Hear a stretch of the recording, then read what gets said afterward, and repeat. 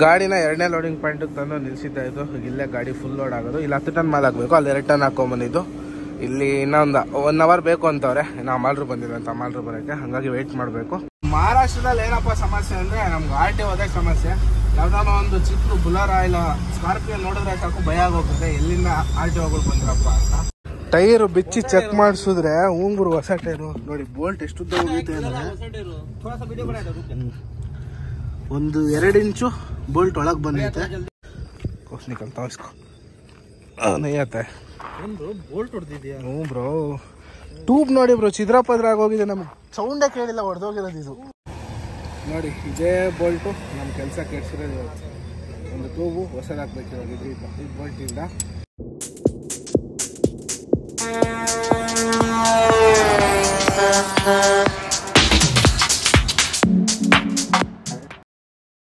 Hi friends, ಎಲ್ಲರಿಗೂ good morning. Welcome back to air truck locks. ನಾನು ನಿಮ್ಮ ಅಜಯ್. ಇವತ್ತಿನ ವ್ಲಾಗ್ ಏನಪ್ಪ ಅಂದರೆ ಸದ್ಯಕ್ಕೆ ಎಲ್ಲಪ್ಪ ಇದ್ದೀವಿ ಅಂದರೆ ಸಾಂಗ್ಲಿಲೇ ಇದ್ದೀವಿ. ಲಾಸ್ಟ್ ವ್ಲಾಗಲ್ಲಿ ನೀವು ನೋಡ್ದಂಗೆ ಇಲ್ಲೇ ಸಾಂಗ್ಲಿ ರೂಮ್ ಮಾಡ್ಕೊಂಡು ಮಲಗಿದ್ವಿ, ನಾನು ನಮ್ಮ ಪೃಥ್ವಿ ಬ್ರೋ. ಇವಾಗ ಅವರು ಪೃಥ್ವಿ ಬ್ರೋ ಬಂದು ರೂಮಲ್ಲೇ ಇದ್ದಾರೆ. ಇನ್ನೂ ಅವ್ರು ರೆಸ್ಟ್ ತೊಗೊಳಕ್ಕೆ ಹೇಳ್ಬಿಟ್ಟೆ, ಸುಮ್ಮನೆ ಇನ್ನೇನು ಲೋಡ್ಗೆ ಬರ್ತೀರಾ ಬ್ರೋ, ಇಲ್ಲೇ ಇರಿ, ಲೋಡ್ ಮಾಡ್ಕೊಂಡು ನಾನು ನಿಮ್ಮ ಬಂದು ಪಿಕ್ ಮಾಡ್ತೀನಿ ಅಂತ. ಇವಾಗ ಗಾಡಿ ಎತ್ಕೊಂಡು ಲೋಡ್ಗೆ ಹೋಗಬೇಕು. ಲೋಡ್ ಎಲ್ಲಪ್ಪ ಅಂದರೆ ಇಲ್ಲೇ ಸಾಂಗ್ಲಿಲೇನೆ APMCಗೆ ಹೋಗಬೇಕು, APMC ಅಲ್ಲ MIDCಗೆ ಹೋಗಬೇಕು, ಇಂಡಸ್ಟ್ರಿಯಲ್ ಏರಿಯಾಗೆ ಹೋಗ್ಬಿಟ್ಟು ಮಾಲ್ ಹಾಕ್ಕೊಂಡು ಸಂಜೆ ಅಷ್ಟೊತ್ತಿಗೆ ಲೋಡ್ ಆಗುತ್ತೆ. ಟೈಮ್ ಬಂದು ಆಲ್ರೆಡಿ 1:30, 2 ಗಂಟೆ ಆಗೈತೆ ಆಲ್ರೆಡಿ. 2 ಗಂಟೆಗೆ ಇವತ್ತು ಲಾಸ್ಟ್ ಸ್ಟಾರ್ಟ್ ಮಾಡ್ತಾರೆ. ಸ್ವಲ್ಪ ನಾವು ಎದ್ದಿದ್ದೆ ನಿನ್ನೆ ನೈಟ್ ಲೇಟ್ ಆಯ್ತು ಸ್ವಲ್ಪ ಮಲಗೋದು ಅಂತ. ಇವಾಗ 11:30ಗೆ ಎದ್ದು ಆಫೀಸ್ ಹತ್ರ ಬಂದು ಲೋಡ್ ಸೆಟ್ ಮಾಡ್ಕೊಂಡು ಹೊರಟಿರೋದು. ಲೋಡ್ ನಿನ್ನೆ ನೈಟೇ ಸೆಟ್ ಮಾಡಿದ್ರು, ನಾವೇ ನೆಗ್ಲೆಕ್ಟ್ ಮಾಡಿ ಸ್ವಲ್ಪ ಲೇಟ್ ಆಗೋಯ್ತು. ಬನ್ನಿ ಇವಾಗ ಇಲ್ಲಿಂದ ಹೋಗಿ ಫಸ್ಟ್ ಲೋಡ್ ಮಾಡಿಕೊಂಡು 2 ಮಾಲ್ ತುಂಬೋದೈತೆ. ಒಂದು 2 ಟನ್ ದ್ರಾಕ್ಷಿ ಹಾಕ್ಕೊಬೇಕು, ಒಣಗಿರೋ ದ್ರಾಕ್ಷಿ. ಆಮೇಲೆ ಒಂದು 10 ಟನ್ ಮೊಲುದ್ ಫೀಡ್ ಹಾಕ್ಕೊಬೇಕು. ಮೊಲುದ್ ಫೀಡ್ ಬಂದು ಇಲ್ಲಿ ಆರನಗರದಲ್ಲಿ ಖಾಲಿ ಆಗುತ್ತೆ. ದ್ರಾಕ್ಷಿ ಬಂದು ಅಲ್ಲೇ ಪಕ್ಕದಲ್ಲಿ ಮಗಳಿ ರೋಡಲ್ಲಿ ಖಾಲಿ ಆಗುತ್ತೆ. ಹೋಗಿ ಲೋಡ್ ಮಾಡ್ಕೊಂಡು ಬರೋಣ ಬನ್ನಿ. ಇದು ನಮ್ಮ ಸಬ್ಸ್ಕ್ರೈಬರ್ ಅವ್ರದ್ದೇ ಗಾಡಿ. Bye bro. ಅವರು ಮಂಗಳೂರಂತೆ, ಮಂಗಳೂರಿಂದ ಇಲ್ಲಿ ಖಾಲಿ ಮಾಡಿ ಲೋಡ್ ಮಾಡೋಕ್ಕೆ ಬಂದಿದ್ದಾರೆ. ಬನ್ನಿ ಇವಾಗ ನಾವಿಲ್ಲಿಂದ ಫಸ್ಟ್ ಲೋಡ್ಗೆ ಹೋಗೋಣ. ಫೈನಲ್ ಆಗಿ ಲೋಡಿಂಗ್ ಪಾಯಿಂಟಿಗೆ ಬಂದಿದ್ದಾಯ್ತು. ಇದೇ ಲೋಡಿಂಗ್ ಪಾಯಿಂಟ್, ಇಲ್ಲಿ ಏನು ಕಾಣುತ್ತೆ ಇದೇನೆ. ಇಲ್ಲಿ 2 ಟನ್ ದ್ರಾಕ್ಷಿ ಹಾಕೊಂಡ್ಬಿಟ್ಟು ಬೇರೆ ಪಾಯಿಂಟ್ಗೆ ಹೋಗ್ಬೇಕು. ಎಲ್ಲಿ ಏನಂತ ಆಮೇಲೆ ತೋರಿಸ್ತೀನಿ. ಫಸ್ಟ್ ಇಲ್ಲಿ ಹಾಕೊಂಡು ನಾನು ಬನ್ನಿ. ಫಸ್ಟ್ ಪಾಯಿಂಟಲ್ಲಿ ಲೋಡಿಂಗ್ ಎಲ್ಲ ಮಾಡ್ಕೊಂಡಿದ್ದಾಯಿತು. ಕರೆಕ್ಟಾಗಿ 151 ಬಾಕ್ಸ್ ಹಾಕಿದ್ದಾರೆ ದ್ರಾಕ್ಷಿ. ಇದು ಒಣ ದ್ರಾಕ್ಷಿ. ಕೆಳಗಡೆ 120 ಬಾಕ್ಸು, ಮೇಲೆ ಗ್ರೀನ್ ಕಲರ್ 31 ಬಾಕ್ಸ್ ಹಾಕಿದ್ದಾರೆ. ಲೋಡಿಂಗ್ ಎಲ್ಲ ಫುಲ್ ಕಂಪ್ಲೀಟ್ ಆಯಿತು. ಇವಾಗ ಇಲ್ಲಿಂದ ನೆಕ್ಸ್ಟ್ ಪಾಯಿಂಟ್ಗೆ ಹೋಗೋಣ ಬನ್ನಿ.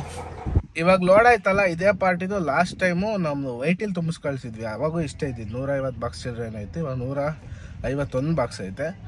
ಸಮಸ್ಯೆ ಏನಪ್ಪ ಅಂದರೆ ಲಾಸ್ಟ್ ಟೈಮ್ ಹೋದಾಗ 2 ಬಾಕ್ಸ್ ಕಮ್ಮಿ ಬಂದುಬಿಟ್ಟಿತ್ತು. ಇಲ್ಲಿ ಲೋಡ್ ಮಾಡೋರು ಕಮ್ಮಿ ಮಾಡೋರು, ಅಲ್ಲಿ ಇಳಿಸ್ಕೊಬೇಕಾದ್ರೆ ಗೋಲ್ಮಾಲ್ ಮಾಡೋರೋ ಗೊತ್ತಿಲ್ಲ. ನಮ್ಮ ಹುಡುಗ ಲೆಕ್ಕ ತಗೊಂಡಾಗ ಇಲ್ಲಿ ಕರೆಕ್ಟಾಗೇ ಇತ್ತಂತೆ. ಅಲ್ಲೋಗಿ ಇಳಿಸಿದ್ಮೇಲೆ 2 ಬಾಕ್ಸ್ ಕಮ್ಮಿ ಅಂತಂದು ಸುಮ್ಮನೆ ಕಂಪ್ಲೇಂಟ್ ಮಾಡಿ ಮತ್ತು 6,000 ರೂಪಾಯಿ ಬಾಡಿಗೆ ನಮ್ದು ಕೈಯಿಂದ ಹೋಯಿತು. 6,000 ಬಾಡಿಗೆ ಕೊಡಲಿಲ್ಲ. 6,000 ಕಟ್ ಮಾಡ್ಕೊಂಡು ಉಳಿದಿದ್ದು ಬಾಡಿಗೆ ಕೊಟ್ಟರು. ಹಿಂಗೆಲ್ಲ ಆಗುತ್ತೆ, ಏನು ಮಾಡೋಕ್ಕಾಗಲ್ಲ. ಲಾಸ್ಟ್ ಟೈಮು ಮತ್ತೆ ಒಣ ದ್ರಾಕ್ಷಿ ಇದಷ್ಟೇ, ಒಂದೇ ಒಂದು ಬಾಕ್ಸ್ ನೆಂದೋಗಿದ್ದಕ್ಕೆ 25,000 ಇನ್ನೂ ಬಾಡಿಗೆ ಕೊಟ್ಟಿಲ್ಲ. ಅದಿನ್ನೂ ಓಲ್ಡಾಗಿ ಐತೆ. ಅದು ಇದು ಎಲ್ಲ ಸಮಸ್ಯೆನೇ ನಮಗೆ, ಏನು ಮಾಡೋಕ್ಕಾಗಲ್ಲ. ಕೆಲವು ಸಾರಿ ನಾವು ಜವಾಬ್ದಾರಿ ತಗೊಂಡೇ ಇದ್ದಾಗ ಹಿಂಗಾಗುತ್ತೆ. ನಾನು ಹೋದಾಗ ಯಾವತ್ತೂ ಈ ಥರ ಆಗೋಲ್ಲ, ಹುಡುಗರು ಹೋದಾಗ ಏನೂ ಮಾಡೋಕ್ಕಾಗಲ್ಲ. ಓನರ್ ಗಾಡಿ ಓಡಿಸೋದಕ್ಕೂ ಡ್ರೈವರ್ ಓಡಿಸೋದಕ್ಕೂ ತುಂಬ ಡಿಫ್ರೆನ್ಸ್ ಇದೆ. ಕೆಲವು ಡ್ರೈವರ್ಗಳು ಒಳ್ಳೆ ಡ್ರೈವರ್ಗಳು ಇದ್ದಾರೆ, ಜವಾಬ್ದಾರಿ ತಗೊಂಡು ಮಾಡೋಂಥವ್ರು. ಕೆಲವರು ನೆಗ್ಲೆಕ್ಟಾಗಿ ಗಾಡಿ ಓಡಿಸ್ಕೊಂಡು ಈ ಥರ ಮಾಡ್ಕೊಳೋರು ಇದ್ದಾರೆ. ಏನೂ ಮಾಡೋಕ್ಕಾಗಲ್ಲ. 2 ಸರಿನೂ ನಾನು ಹೋದಾಗಿಲ್ಲ, ಬೇರೆಯವ್ರು ಹೋದಾಗ ಪ್ರಾಬ್ಲಮ್ಗಳಾಗಿರೋದು. ಬನ್ನಿ ಇವಾಗ ಇಲ್ಲಿಂದ ಗಾಡಿ ಎತ್ಕೊಂಡು ಇನ್ನೊಂದು ಲೋಡಿಂಗ್ ಪಾಯಿಂಟ್ ಹತ್ರ ಹೋಗೋಣ. ಇಲ್ಲೊಂದು 2 ಕಿಲೋಮೀಟ್ರ್ ಇದೆ ಅಷ್ಟೇ. ಅಲ್ಲೋಗಿ 10 ಟನ್ ಮಾಲ್ ಹಾಕ್ಕೊಬೇಕು, ಮೊಲುದ್ ಫೀಡು. ಗಾಡಿನ 2ನೇ ಲೋಡಿಂಗ್ ಪಾಯಿಂಟಿಗೆ ತಂದು ನಿಲ್ಸಿದ್ದ ಇದು. ಇಲ್ಲೇ ಗಾಡಿ ಫುಲ್ ಲೋಡ್ ಆಗೋದು. ಇಲ್ಲಿ 10 ಟನ್ ಮಾಲ್ ಹಾಕಬೇಕು, ಅಲ್ಲಿ 2 ಟನ್ ಹಾಕ್ಕೊಂಬಂದಿದ್ದು.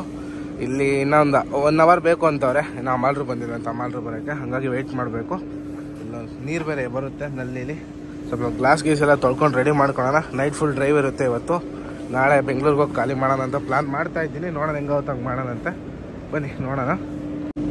ನಾಡ್ದು ಸ್ವಲ್ಪ ಶನಿವಾರ ನನಗೆ ಇಂಪಾರ್ಟೆಂಟ್ ಕೆಲಸ ಐತೆ, ಹಂಗಾಗಿ ನಾಳೆ ಎಷ್ಟೊತ್ತಿದ್ರು ಖಾಲಿ ಮಾಡಿ ಗಾಡಿ ಬಿಟ್ಟು ಊರಿಗೆ ವಾಪಸ್ ಬರಬೇಕು. ನಿಮ್ಮ ಸದ್ಯದಲ್ಲೇ ಹೊಸ ಸರ್ಪ್ರೈಸ್ ಕಾದಿದೆ, ಗೊತ್ತಾಗುತ್ತೆ ನಿಮಗೆ ಸದ್ಯದಲ್ಲೇ. ಇಲ್ಲಿ ಕಂಪ್ನಿ ಹತ್ರ ಬಂದು 3 ಗಂಟೆಗೆ. ಟೈಮ್ ಬಂದು ಇವಾಗ ಎಷ್ಟಾಗ್ತೈತಪ್ಪ ಅಂದರೆ, ಟೈಮ್ ತೋರಿಸ್ತೀನಿ ನೋಡಿ ನಿಮಗೆ, 6:31. ಬಟ್ ಇನ್ನೂ ಲೋಡ್ ಮಾಡಿಲ್ಲ. ಇವಾಗ ಲೋಡ್ ಮಾಡೋಕ್ಕೆ ಸ್ಟಾರ್ಟ್ ಮಾಡ್ತಾರೆ.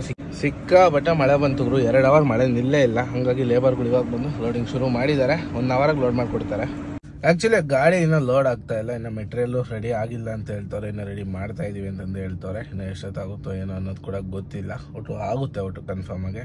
ಮತ್ತು ನಮ್ಮ ಪೃಥ್ವಿ ಬ್ರೋನ ಬೆಳಗ್ಗೆ ಅಲ್ಲೇ ಹೋಟ್ಲಲ್ಲೇ ಬಿಟ್ಟು ಬಂದಿದ್ದು.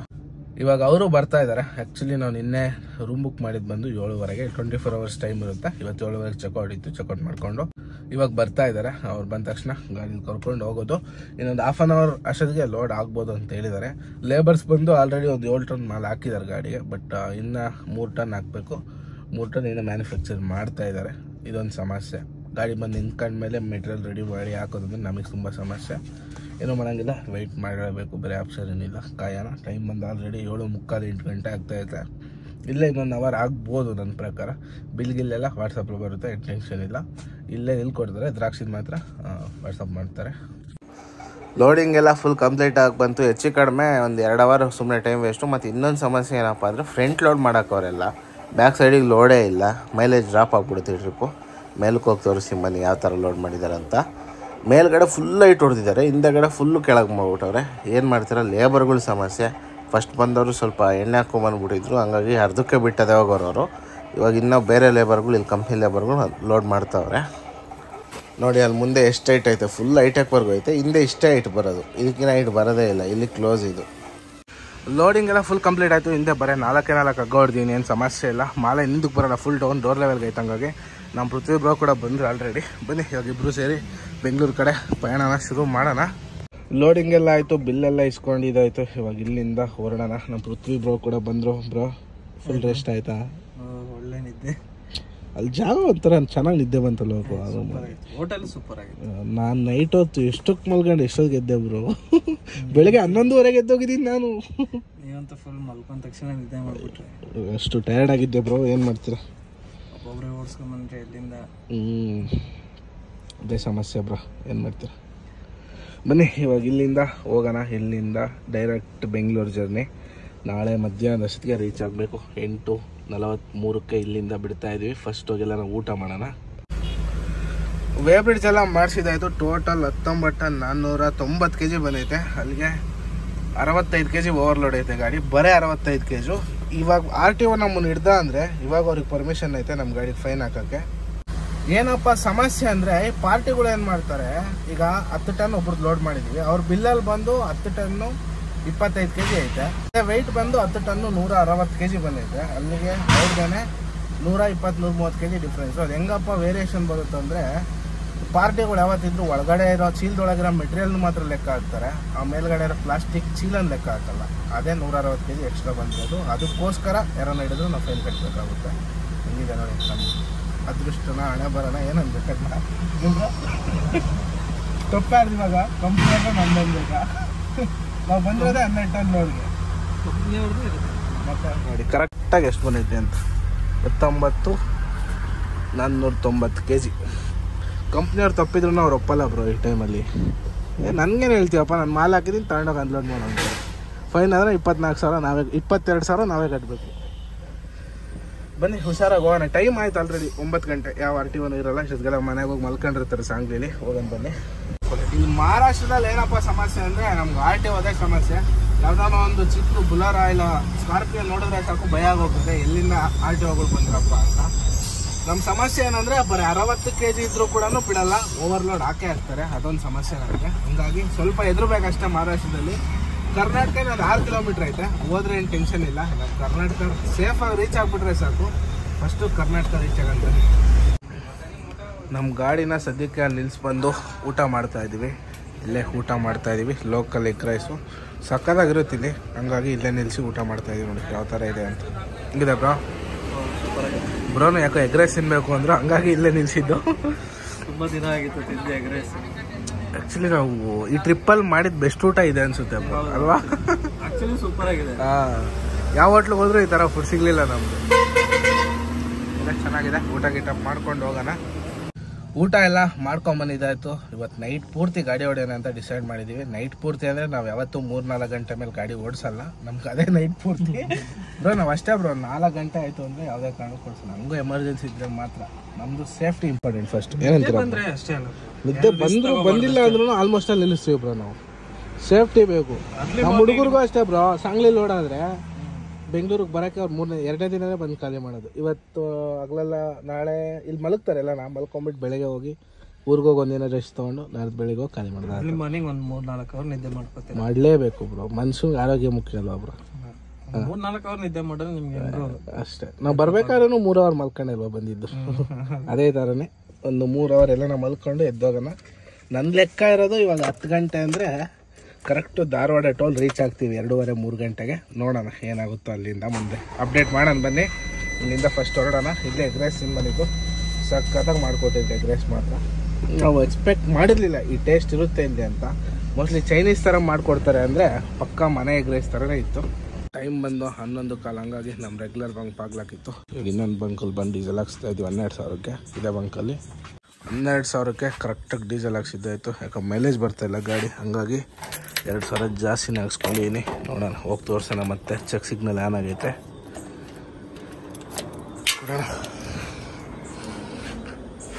ಯೂಟ್ಯೂಬರೇ 500 ರೂಪಾಯಿ ಕ್ಯಾಶ್ ಇಸ್ಕೊಂಡಿದ್ದೀವಿ ಖರ್ಚಿಗೆ ಕಾಸಿಗೆ. ಬನ್ನಿ ಹೋಗೋಣ ಬ್ರೋ. ಇಲ್ಲಿಂದ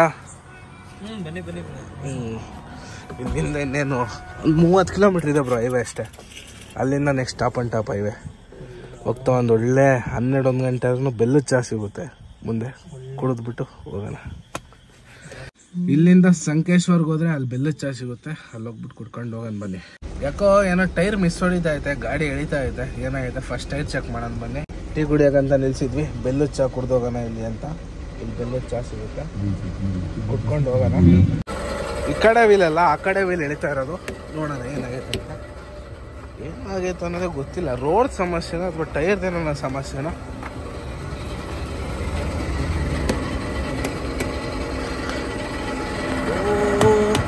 ಪಂಚರ್ ಆಯ್ತಾ? ಪಂಚರ್ ನಾಟಕ ಬಂತು. ಎಳೆದಾಗ ಡೌಟ್ ಬಂತು, ಹಂಗಾಗಿ ಸೈಡ್ಗೆ ಹಾಕಿದ್ದು.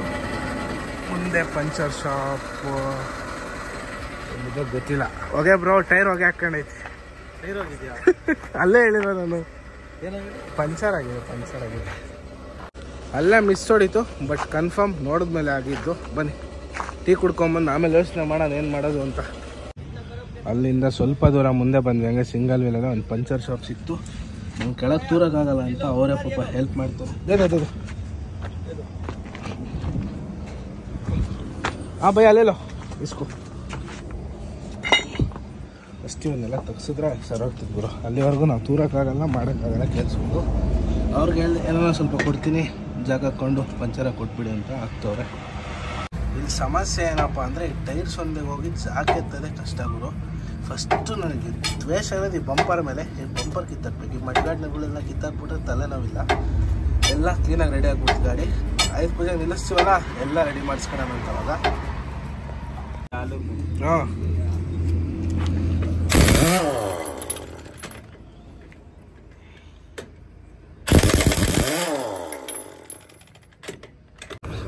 ಟೈರು ಬಿಚ್ಚಿ ಚೆಕ್ ಮಾಡಿಸಿದ್ರೆ ಹೂಂಗುರು ಹೊಸ ಟೈರು ನೋಡಿ. ಬೋಲ್ಟ್ ಎಷ್ಟು ಉದ್ದ ಹೋಗೈತೆ ಅಂದರೆ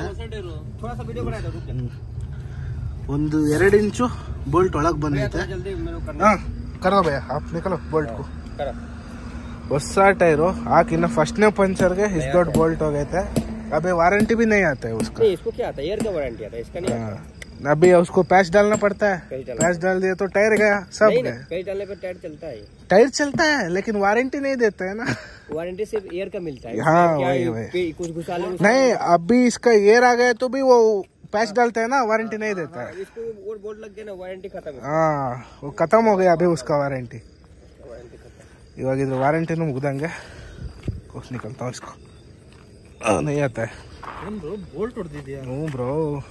ಟ್ಯೂಬ್ ನೋಡಿ ಬ್ರೋ ಚಿದ್ರ ಪದ್ರ ಆಗೋಗಿದೆ. ನಮ್ಗೆ ಸೌಂಡೇ ಕೇಳಿಲ್ಲ, ಹೊಡೆದೋಗಿರೋದು ಇದು. ನಮ್ಮದೇ ತಪ್ಪು, ಗಾಡಿ ತಪ್ಪು ಗೊತ್ತಿಲ್ಲ ಸೌಂಡು ನೋಡಿ.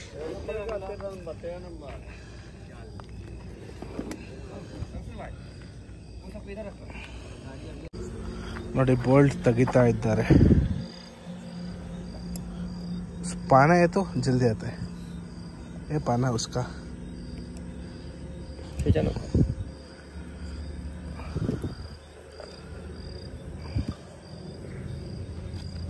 पाना है तो लेकर आओ उसका।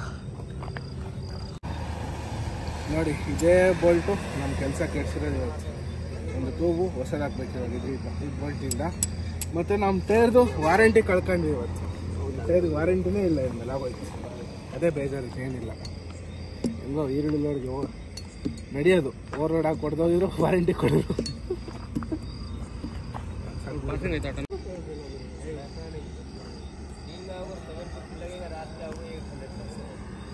50 रुपये ज़्यादा लगेगा, मैं बोल के बोलता है। दिन में ये आएगा तो 50 रुपये कम है क्या? सब है, पल्लक तो जाने का सब। टूब कितना? टूब नहीं 1800 पुराना नहीं, वो दिन भी रात में कम नहीं। रेडियल के सादा का रेडियल का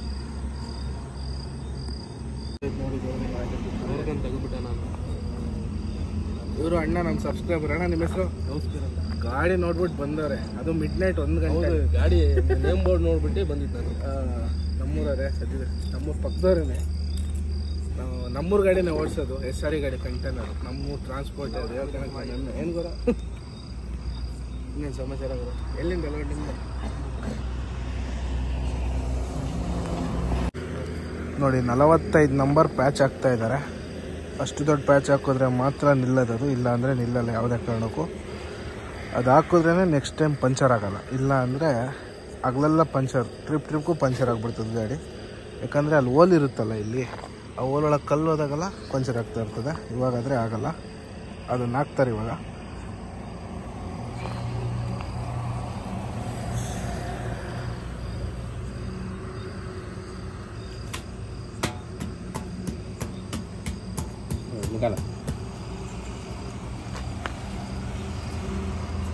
ಮತ್ತು ಈಗ ರೋಲ್ ತಗೊಂಡು ಚೆನ್ನಾಗಿ ಉಜ್ತಾರೆ. ಆ ಟ್ಯೂಬ್ಗೆ ಹೋಗೋದು, ಆ ಟೈರ್ಗೆ ಹೋಗೋದು ಕಚ್ಕೊಬೇಕು, ಆ ಥರ ಉಜ್ತಾರೆ ಇವಾಗ. ಅದನ್ನ ಹಾಕ್ಬಿಟ್ಟು ಚೆನ್ನಾಗಿ, ಇಲ್ಲಾಂದರೆ ಅದು ಫೇಲ್ ಆಗಿಬಿಡುತ್ತೆ. ನೋಡಿ ಉಜ್ತಾರೆ ಇವಾಗ.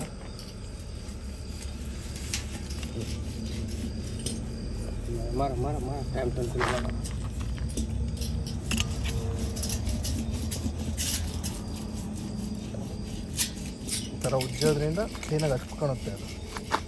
ಮತ್ತು ಅದ್ರ ಮೇಲೆ ಪ್ಲಾಸ್ಟಿಕ್ ಇರುತ್ತೆ, ಅದನ್ನ ಲಾಸ್ಟಿಗೆ ತೆಗಿತಾರೆ.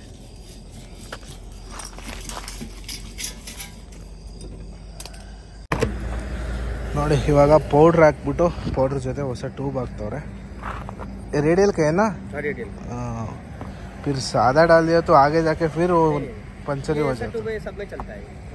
अच्छा है। पिछले बार महाराष्ट्र में ऐसा हुआ, पंचर हुआ, वो सादा ट्यूब डाल के भेजा, 20 किलोमीटर में फिर भी टूट गया ट्यूब। अच्छा ट्यूब है, क्या अपना फिक्स गाड़ी का काम होता जाता है। हाँ चलो हम भी इधर पे क्या होता है, आदमी खाना खा के जाता है, काम कराता है, फिर आता है 10 दिन 1 महीना 15 दिन में। हमारा भी इधर ही सांगली बेंगलुरु फिक्स है, हमारा 4 गाड़ी है खुद का, इधर ही चलता है। रास्ते पे आने का ना कभी भी। सर्विस रोड वो जियो पंप के सामने। हाँ उधर से आएंगे अभी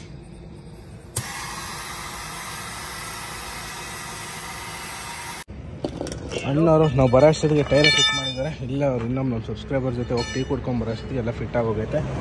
ಇದನ್ನೆಲ್ಲ ಒಳಗೆ ತಿಳ್ಕೊಂಡು ಹೋಗೋದು ಇವಾಗ ಅಷ್ಟೇ. ಇವಾಗ ಸರಿ ಹೋಯ್ತು. 170 ಹಾಕೋಣ, 170 ठीक ಯಾಕೆ ಫುಲ್ ಅದು ಬಿಡೋಣ, ಅಂದರೆ ಆಯಿಲ್ ಲೀಕೇಜ್ ಬಂದ್ಬಿಡುತ್ತೆ.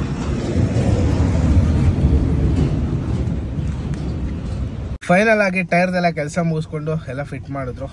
ಇವಾಗ ಇಲ್ಲಿಂದ ಹೊರಡೋ ಟೈಮು. ಬನ್ನಿ ಇಲ್ಲಿಂದ ಹೊರಡೋಣ. ಗಾಡಿ ಎತ್ಕೊಂಡು ಡೈರೆಕ್ಟ್ ಅವನ ಹತ್ತರ್ಗಿ ಟೋಲ್ ಇನ್ನೊಂದು ಅರ್ಧ ಕಿಲೋಮೀಟ್ರ್ ಇದೆ ಅಷ್ಟೇ, ಅದೇನು ದೂರ ಇಲ್ಲ. ಹತ್ತರ್ಗಿ ಟೋಲ್ ಬಿಟ್ಟರೆ ಇನ್ನೇನು ರೋಡ್ ಸ್ವಲ್ಪ ಟಾಪ್ ಆ್ಯಂಡ್ ಟಾಪ್ ಆಗೈತೆ. ಬ್ರೋ ಹೆಂಗೆ ಅನ್ನಿಸ್ತು ಬ್ರೋ ಟೈರ್ ಪಂಚರ್ ಆಗಿದ್ದು? ಎಲ್ಲ ನಿಜವಾಗ್ಲೂ ಗ್ರೇಟ್ ಬ್ರೋ. ಯಾಕೆ ಬ್ರೋ? ನೈಟ್ ಎಲ್ಲ ನೋಡಿ ಇವಾಗ ಆಲ್ಮೋಸ್ಟ್ 1 ಅವರ್ ವೇಸ್ಟ್ ಆಯ್ತು. ಕಾಮನ್ ಬ್ರೋ, ಏನೂ ಮಾಡೋಕ್ಕಾಗಲ್ಲ. ರೋಡ್ಗೆ ಬಂದಮೇಲೆ ಇವೆಲ್ಲ ಚಿಕ್ಕ ಬಿಟ್ಟವಿದ್ದಾವೆ. ನನಗೆ ಬೇಜಾರಾಗೋಯ್ತು ಈ ಟೈಮಲ್ಲೆಲ್ಲ. ಇಷ್ಟೊತ್ತು ನೋಡಿ 1:30 ಇವಾಗ ಟೈಮ್ 1:30 ಮಿಡ್ ನೈಟ್ ಕರೆಕ್ಟಾಗಿ. ನಮ್ಮ ಅದೃಷ್ಟಕ್ಕೆ ಅವ್ರು ಸಿಕ್ಕಿ ಹಾಕೊಟ್ರಲ್ಲ ಬ್ರೋ, ಇಲ್ಲಾಂದರೆ ಒಬ್ಬನೇ ಎಷ್ಟು ಕಷ್ಟಪಡೋಗಿತ್ತೇನೆ ಅದನ್ನ ಬಿಚ್ಚಿ ಹಾಕೋಷ್ಟೊತ್ತಿಗೆ 2-3 ಅವರ್ ವೇಸ್ಟ್ ಆಗಿ ಹೋಗ್ಬಿಡೋದು.